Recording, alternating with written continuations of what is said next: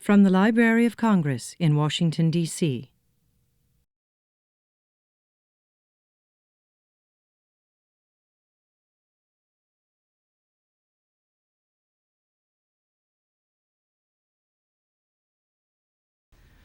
Well, good afternoon. Welcome to the Library of Congress. I'm John Cole. I'm the director of the Center for the Book. The Center for the Book was created in 1977 to stimulate public interest in books, reading, and libraries. We operate around the country largely through a network of state centers for the book. We also are deeply involved with the National Book Festival here on the Mall in Washington, D.C. And I'd like to remind you that this coming year, our book festival is going to be on September the 25th. There is a program, Center for the Book program, a list of our coming events on the back table, along with a listing of the recent talks and future talks.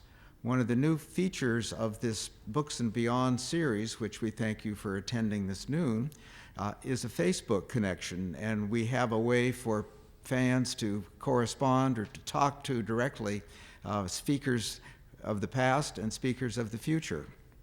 The format today will be a presentation by Richard Grimmett. There will be a brief chance for questions and answers at the end, and then we'll be pleased to have a book signing. The book we're featuring is right here, St. John's Church, Lafayette Square, A History and Heritage of the Church of the Presidents here in Washington, D.C. Because we're filming today, I'd like you to turn off all things electronic. And for the question and answer period, if you have a question, asking that question really gives us permission to use your ideas and your image as part of our future web broadcast. Thank you in advance. Richard Grimmett is a specialist in international security with the Foreign Affairs, Defense, and Trade Division of the Library's Congressional Research Service. He has been with CRS for more than 35 years, not quite as long as I've been at the Library of Congress, but nonetheless quite a long and wonderful period. He graduated cum laude from Kent State University, where he also received his PhD in American Diplomatic History. Obviously, given his topic of the book today, he is a man of wide-ranging interests. He is a member of the National Trust for Historic Preservation, and not surprisingly, a member of the St. John's Episcopal Church, which is, of course, the National Historic Landmark just north of Lafayette Square, with a clear view of the White House and the church that is the subject of his talk today. I'm pleased to turn over the podium to Dick Grimmett. Let's give him a hand.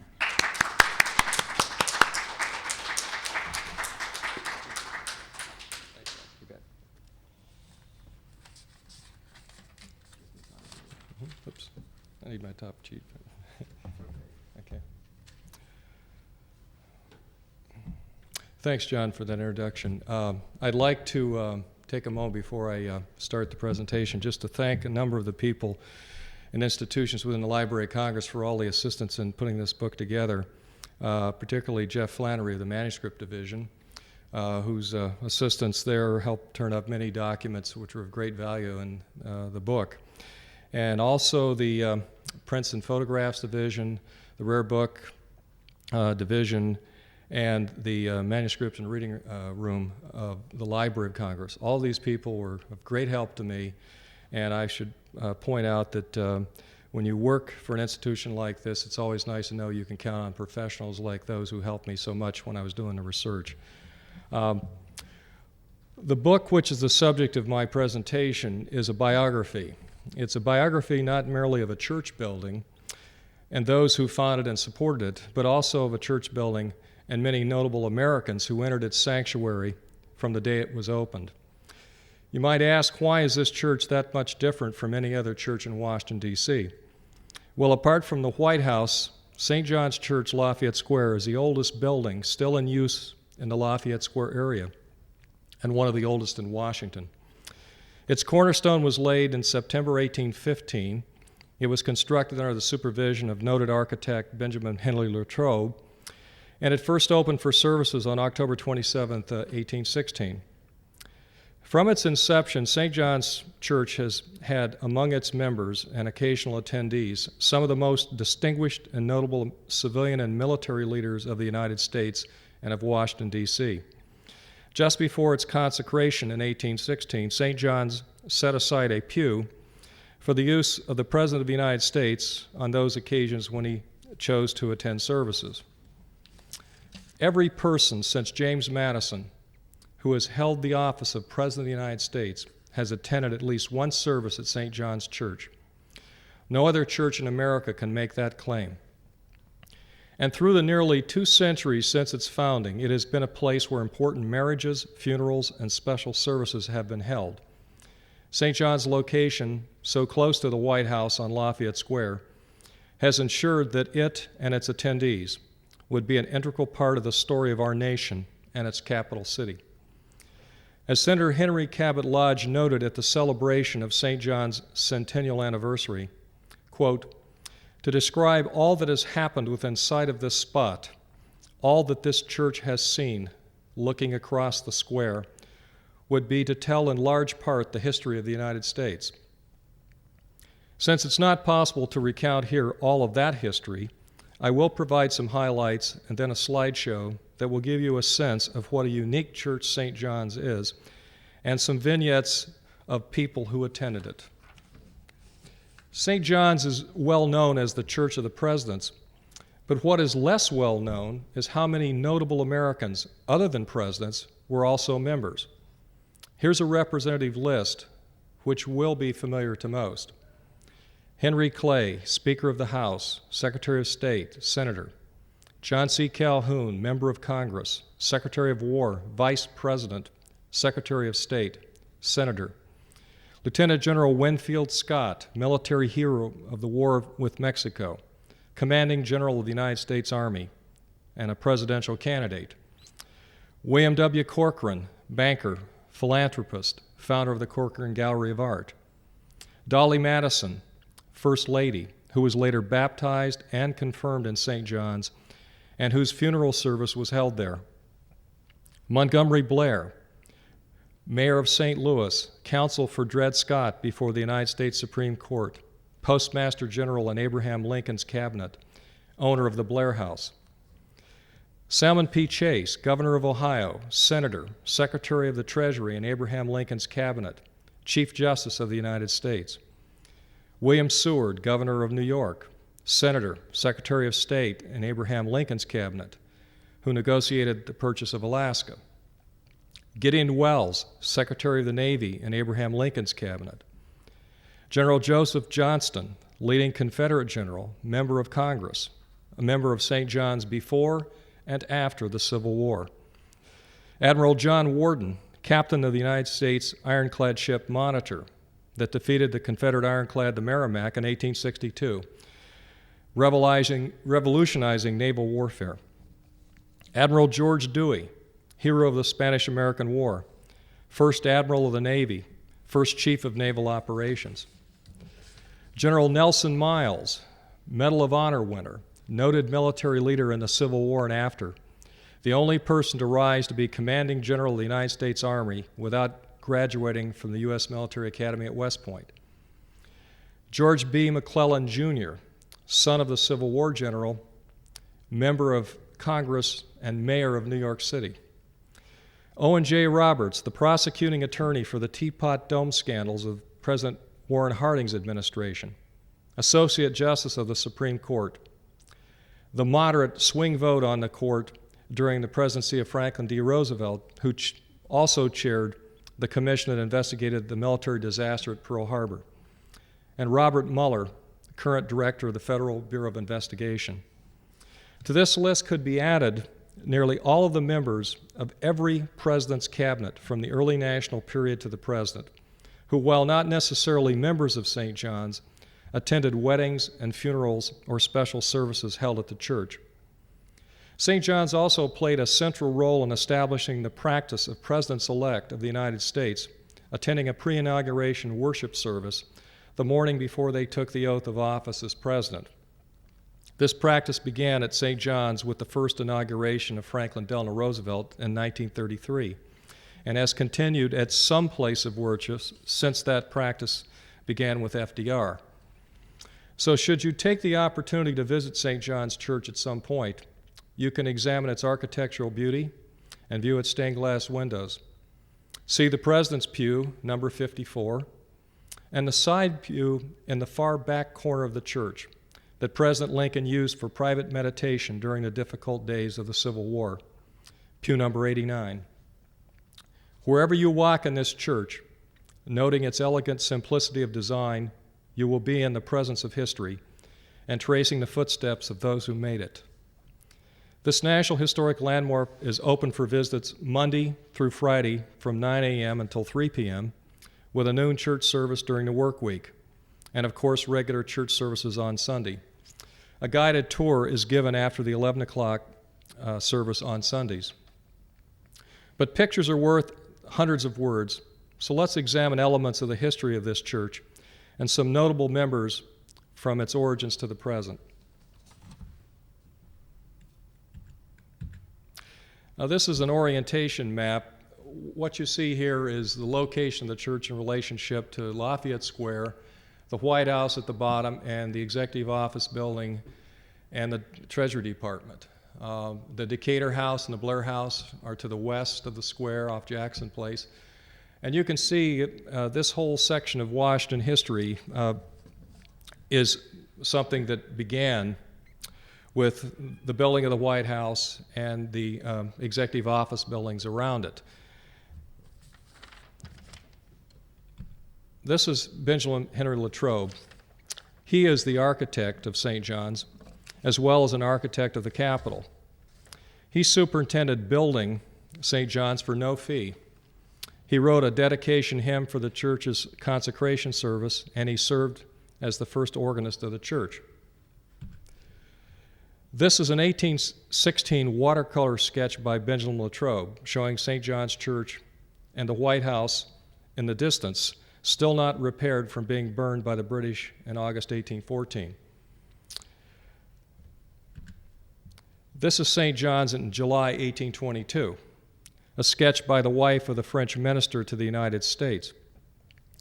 This shows the extension of the nave, which was added to Latrobe's original building, and now there is the steeple, the weather vane, and the colonnade.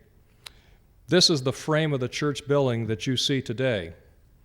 In the distance on the right is the Cutts House, where Dolly Madison lived after she returned to Washington in 1837 after her husband, President James Madison's death. And you'll notice there are very few houses around the neighborhood. This is basically Washington as it was beginning. This is the bell that hangs in St. John's steeple. It was cast by the Revere Works in Boston by Paul Revere's son and installed in November 1822. It has been in use at the church ever since. On the bell you can read Revere, Boston, 1822. This bell is one of only two in Washington, D.C. There are probably fewer than 100 still in existence throughout the United States. And of the two, this is the only one that's been in continuous use in that same steeple since it was installed in 1822. This is St. John's Church in 1853, viewed from the newly installed statue of Andrew Jackson located in the center of Lafayette Park. And you can see, even then, there's not a great deal of real estate in the neighborhood apart from a few houses. Behind the statue of Jackson in the far distance, you can see a house which was built in 1836, also a historic landmark, the Ashburton House. Today that's St. John's Parish Church, building for services, meetings, and the like. This is a mid-1860s view of St. John's. This was taken after the trolley car rails were first installed on 8th Street in 1864. If you look close, you can see the grooves of the car rails in the street. But you'll also notice that the streets are not paved, and this was pretty much the way Washington was, even from the time when it was first established as a capital, even into the 1860s. This is a portrait of First Lady Dolly Madison that was done in 1848, a year before her death. She was baptized and confirmed in St. John's. Her funeral from the church was a major event in Washington, attended by the President, the Cabinet, and all of official Washington. And if you'll recall the services of later dignitaries in Washington involving Arlington or a major cemetery, where you have the processions going through all the streets of Washington from the place where the service was held to the place of burial. In her case, the train went from St. John's Church all the way to Congressional Cemetery, and it was wall-to-wall people, even though clearly in 1849 the roads are not like they are today. So that was a very special occasion, and she was considered to be a special historic member of Washington. And the social leader. No one came to Washington to visit the President of the United States without stopping and seeing Dolly Madison when they were in town. This was Stephen Pleasanton. He was an original member of St. John's. His name is generally unknown today, but while serving as a clerk at the State Department during the War of 1812, he was responsible for obtaining wagons to transport to a safe location in Leesburg, Virginia, all the major records of the national government housed at the State Department, including the Declaration of Independence. All this was done when it seemed possible that the British might be invading Washington. Secretary of State Monroe had been on a scouting trip.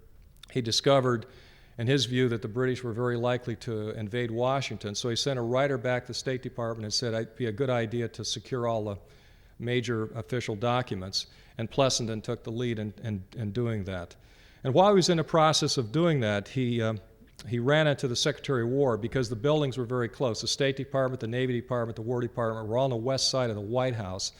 And so it was very easy for all these people to see one another from time to time. And when Secretary of War Armstrong came up to Pleasanton and saw what he was doing, he remarked that it was being highly alarmist to take the action he was doing. And Pleasanton replied to the Secretary that he thought it was prudent to do so. That was his orders, and he was going to carry them out.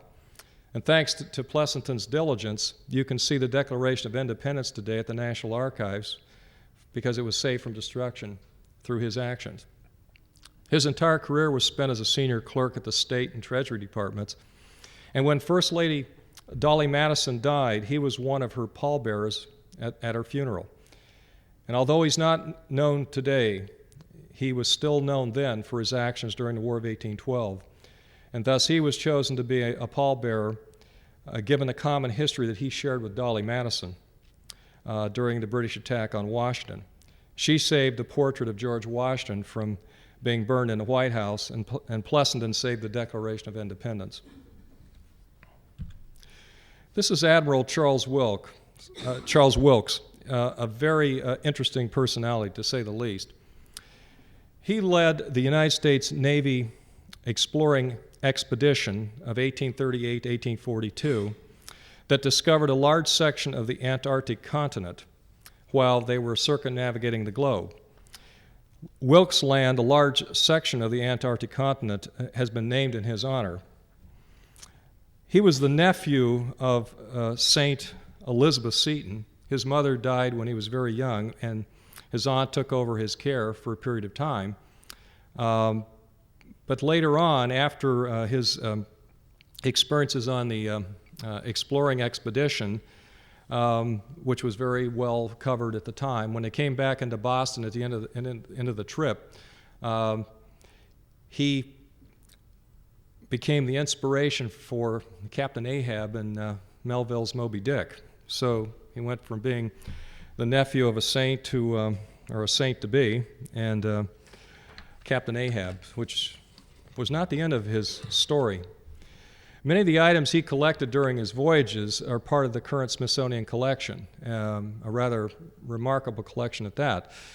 But during the first year of the Civil War, he was called back to naval service, and he captured the Confederate diplomats who were on a British commercial ship headed to London to try to support the cause of the Confederacy and get the British to join the war against the United States. He took them off the ship. It was a British commercial ship.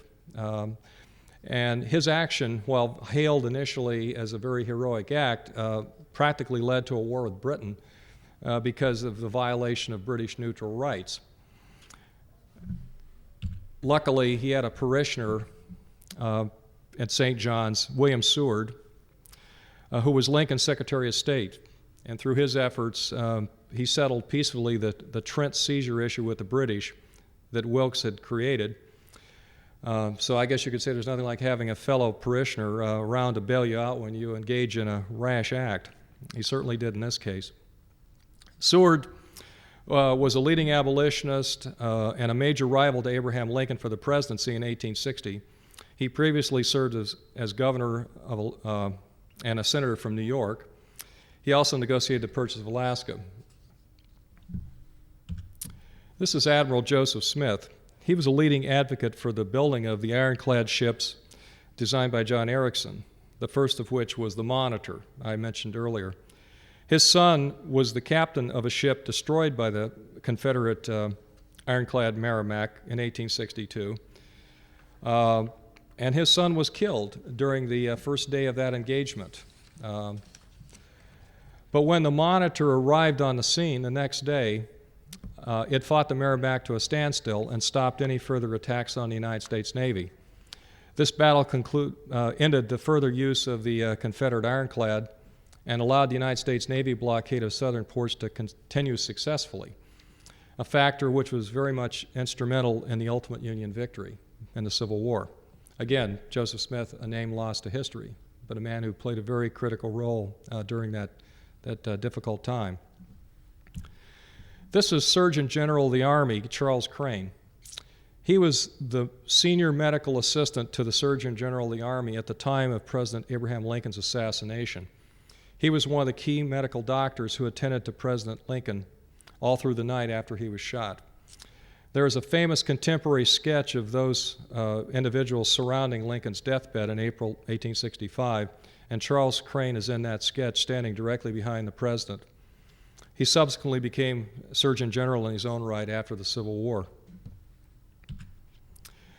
This is a unique stained glass rendering of the Last Supper, which is located above the main altar at St. John's. The view from the end of the table toward Jesus and not from the side as in the famous Da Vinci mural. This three-part window was designed in 1883 by noted architect James Renwick, who also designed the Smithsonian Castle and St. Patrick's Cathedral in New York City. The stained glass itself was designed and executed by the famous Lorraine firm in Chartres, France. Nearly 24 stained glass windows were designed by the Lorraine firm from 1883 to 1885 and installed throughout St. John's during those years.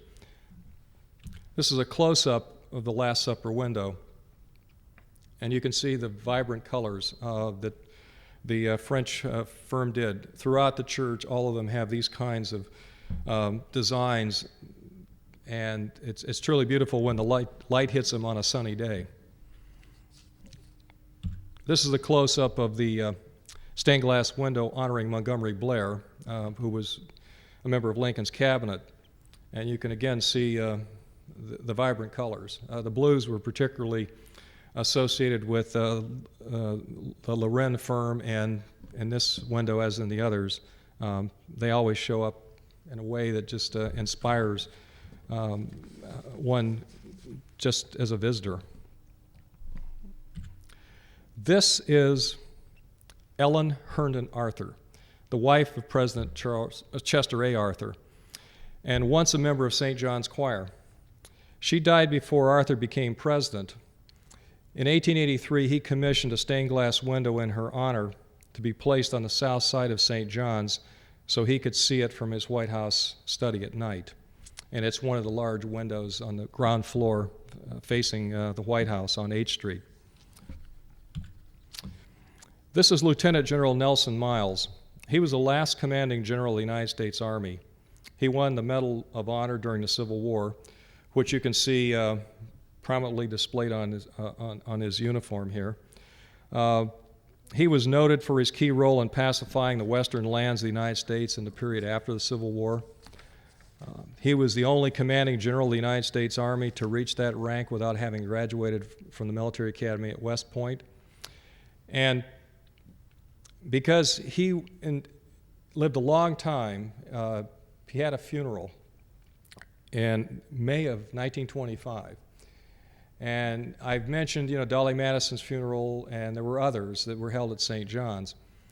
Before the Washington National Cathedral was fully built, or at least substantially built to the point that it could have major services, in many ways, St. John's served as almost like the official place to have a service of some consequence for people who were noted Americans. But of course, once the cathedral was built, and of course downtown being as difficult to navigate as it is, this role was passed on to the cathedral. As you recall, President Ford's funeral was there. But prior to that time, St. John's would have been a place where many of these kinds of services would have been held. This picture is a picture of the coffin of Nelson Miles being carried into St. John's Church in May of 1925. Now, if you look at the background of that picture, you can see a lineup of military personnel as far as you can see all along 8th Street, and in the distance, to the extent that you can see it, Lafayette Park is completely filled with people. If you remember John F. Kennedy's funeral service to Arlington, and you remember the photographs of how people were along the roads, the entire route from St. Matthew's all the way to his burial place in Arlington. Well, this was the way it looked in 1925, and it was essentially the equivalent of that kind of a turnout and that kind of a service during that day. And that's an example of how St. John's was used in that fashion for these kinds of significant memorial services of major national figures. This is Rear Admiral Cary Grayson. He was the personal physician and assistant to President Woodrow Wilson during his years in the White House and afterwards until his death. Cary Grayson took the lead with the support of Mrs. Wilson in keeping the true state of President Wilson's health from his cabinet and the public following Wilson's debilitating strokes in 1919. With Mrs. Wilson, Admiral Grayson blocked access to the president, ensuring that Wilson could carry out his term as president, even though his state of health clearly indicated he was not fit to carry out the duties of the office. More than any specific action, the cover-up of Wilson's state of health was an inciting factor in the passage years later of the 25th Amendment to the United States Constitution, establishing a specific means for the brief or permanent removal of the president should his medical incapacity indicate he could not effectively carry out his duties. After Wilson's death, Grayson went on to become chairman of the American Red Cross. As noted before, President Franklin Roosevelt was the first president sworn in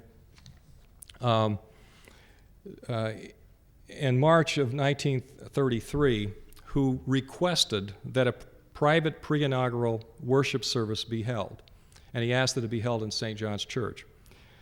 And this set a precedent for similar services to be held by succeeding presidents. FDR adopted the practice after that of holding an anniversary private inaugural commemorative service at St. John's each March 4th. And to this service was invited the cabinet, senior staff, senior members of Congress, and close family and friends. And this photograph is a very rare photograph, which I'm grateful to the Princeton Photographs people for helping me find. It's the only one I've ever seen of Franklin Roosevelt with a cane, standing alone without his son on his arm to help him, walk, given his braces and his polio. And what you have in this photograph, and this was, again, March 4th, 1940, you have Eleanor Roosevelt to the left, his wife, the First Lady. You have his mother, Sarah Roosevelt. And the woman to the right is Fanny Peabody, who is the wife of Reverend Endicott Peabody, who was FDR's headmaster at Groton School and was one of the ministers who usually attended the services of commemoration at St. John's with the president. Now, this is the more standardized picture that you see at inaugurations of FDR. This photograph was taken on January 20th, 1941, The rector of St. John's at the time is on the left, and FDR and his son James, who was a captain in the Marines, on the right. And that's generally the way you'd see him. He's coming into his pre-inaugural service at the beginning of his third term. This is President Lyndon Johnson and Mrs. Johnson leaving St. John's Church in early afternoon on Saturday, November 23rd, 1963. They had just attended a brief religious memorial service for President John F. Kennedy, who had been assassinated the day before. President Johnson personally requested that St. John's hold this memorial service. And it's an indication of how, even though it doesn't have the pride of place that it did prior to the building of the cathedral, from time to time, President of the United States find it very convenient to be able to bring members or staff or others to services at St. John's on special occasions or times of difficulty and times when they want to memorialize somebody who may have just passed away. This is President Gerald Ford on the left with the Reverend John Harper after a service at St. John's in April 1975. And to Reverend Harper's right, you'll see Susan Ford, the president's daughter, and then Betty Ford, the first lady. President Ford regularly attended St. John's after he became president.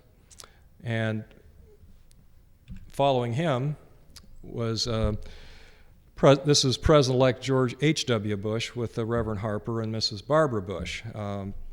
He was a Episcopalian, and he was a regular attendant at St. John's when he was in town. This picture was taken prior to President Bush's inaugural service on January 20th, 1989. This is Bill Clinton as president on June 13th, 1995, delivering the eulogy for his late Secretary of Defense, Les Aspin, at the memorial service for Aspin held at St. John's. This is a view of St. John's Church today as it's seen from an office building high above 16th Street, looking toward the White House and the monument. As you can see, it is surrounded by tall commercial buildings. The one on the left where you can see towering above the church is the AFL-CIO building, and the Hay Adams Hotel would be to the right, slightly obscured by the trees. When I look at this photo, I remember how small St. John's looks in relationship to all the buildings around it. And there was a sermon given in 1910 by the rector of St. John's Church, because at that time a lot of new buildings were being constructed along 16th Street, many of them commercial buildings, and as you can see how St. John's looks surrounded here. There was concern and even whispering that possibly at some point the church might be taken down. And he gave a sermon at that time, and this is an excerpt from what I think is appropriate when I see this picture. It reminds me very much of it. He said, "No other stones and no other timbers can say the things that these stones and timbers say. Marching down this street like a regiment are coming mighty buildings, one after the other, modern, arrogant, self-sufficient, breathing the materialistic spirit of the times. And the stones of the buildings seem to cry out to the timbers of this church, 'You poor, insignificant little thing of yesterday, how do you dare to stand there and impede the march of progress? We are coming down your way and will soon crush you to the earth.' And these timbers answer the stones, 'You're not going to do anything of the kind.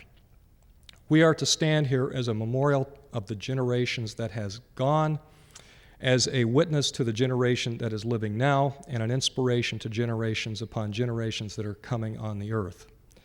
Now this photo is proof that the rector got it right. There you see the modern mighty buildings in their places. But that small historic church is still there, where it has been since 1816. This is the interior of St. John's Church, looking toward the altar from the back wall, and you can get a sense of how it has evolved. If you look up toward the ceiling, you'll see that circular area, that and the stone archwork to the side. That's the original Latrobe Church that you saw in the first slide I showed of it in 1816. The galleries were added in 1822, the ones nearest you in the photograph, when they expanded it and made the nave longer to create more pews for worshipers. And of course, in the altar, you can see the Last Supper photograph that I showed you earlier. The three-part triptych Palladian window that Renwick designed, and the Lorraine glass is installed in. Now this is St. John's today from 16th Street, and you can see where the cross and the little cupola is in the back. That's the original Latrobe Church, and in front is the steeple and the colonnade in the front on the west entrance. This is January 20th, 2009.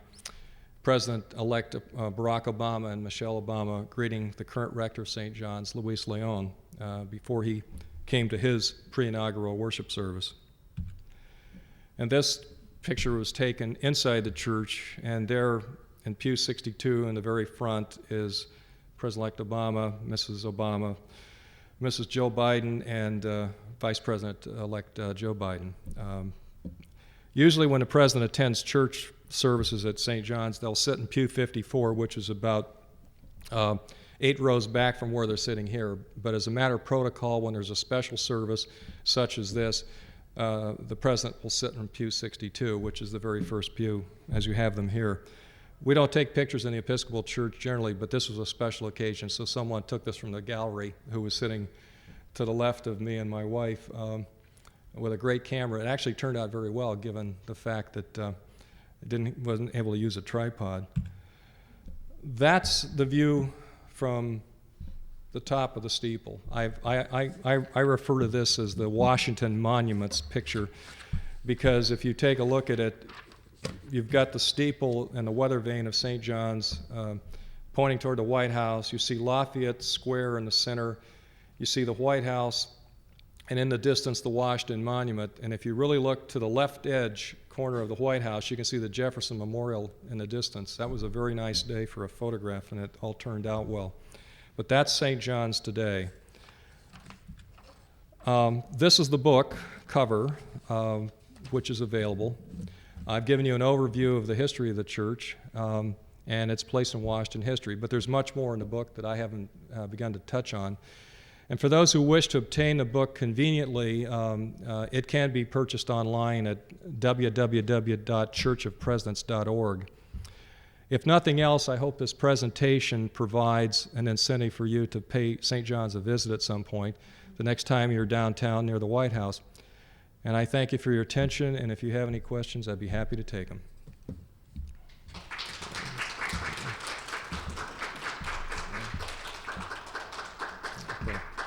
I wanted to say one thing.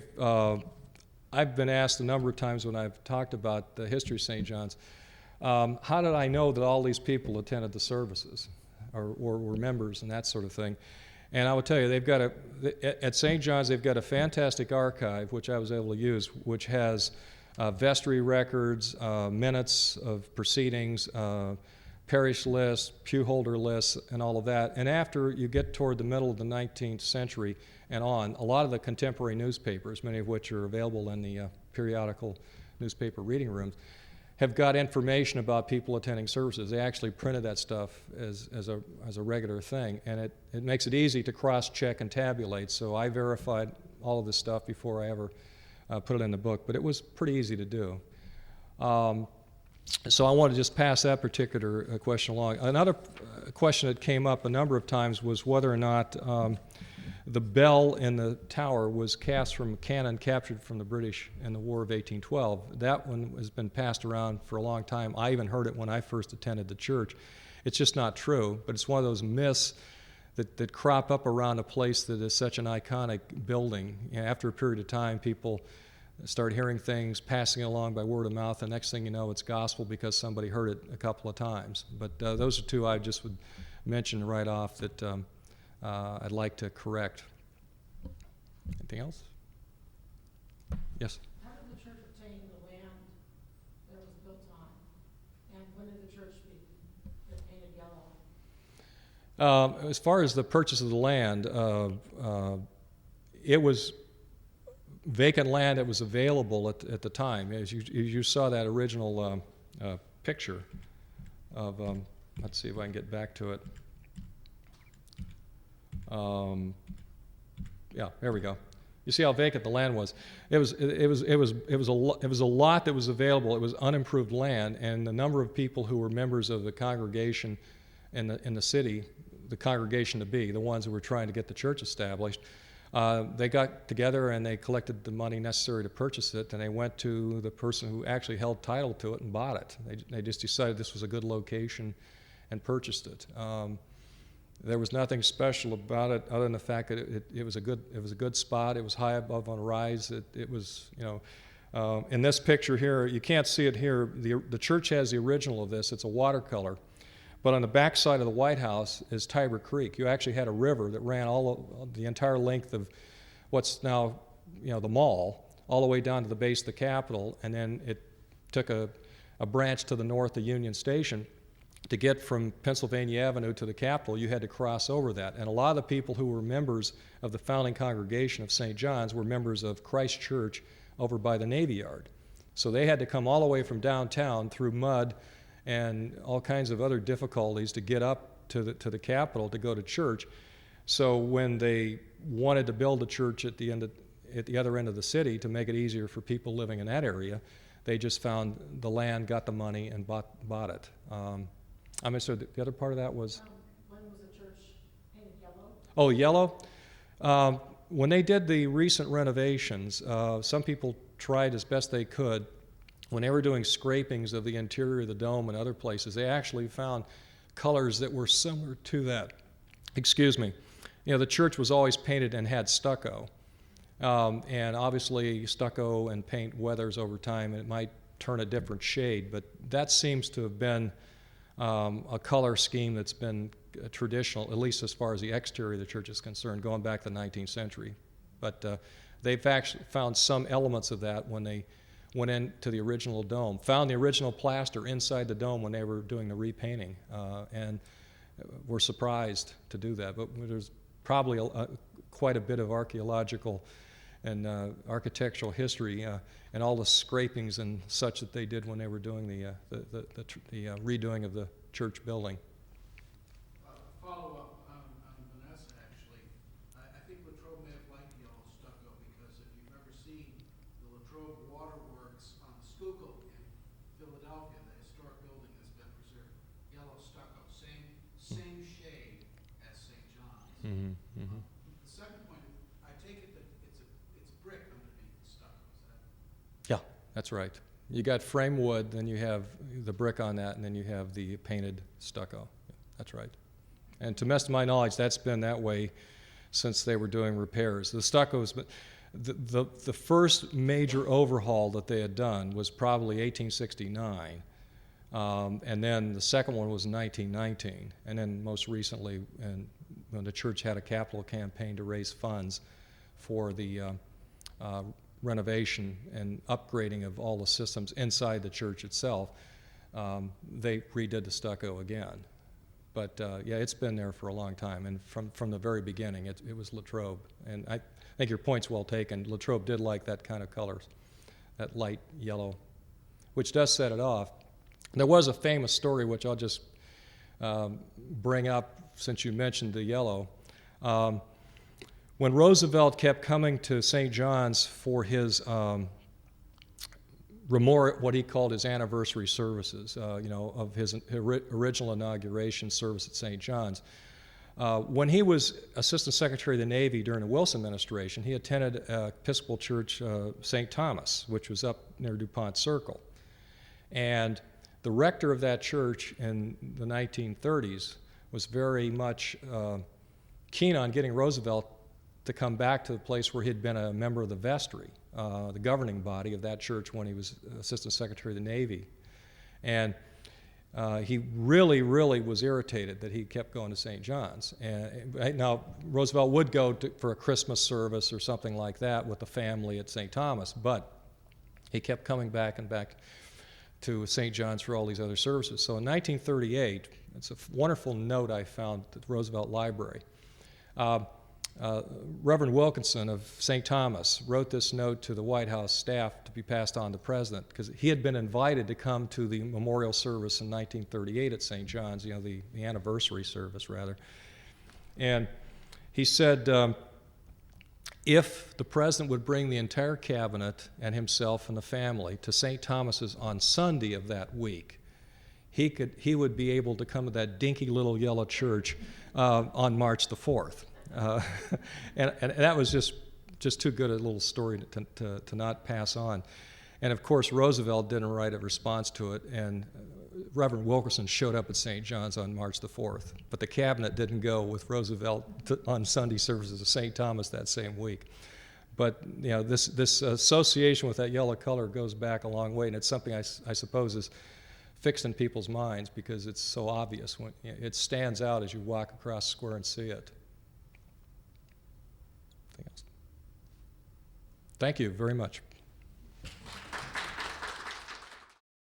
This has been a presentation of the Library of Congress. Visit us at loc.gov.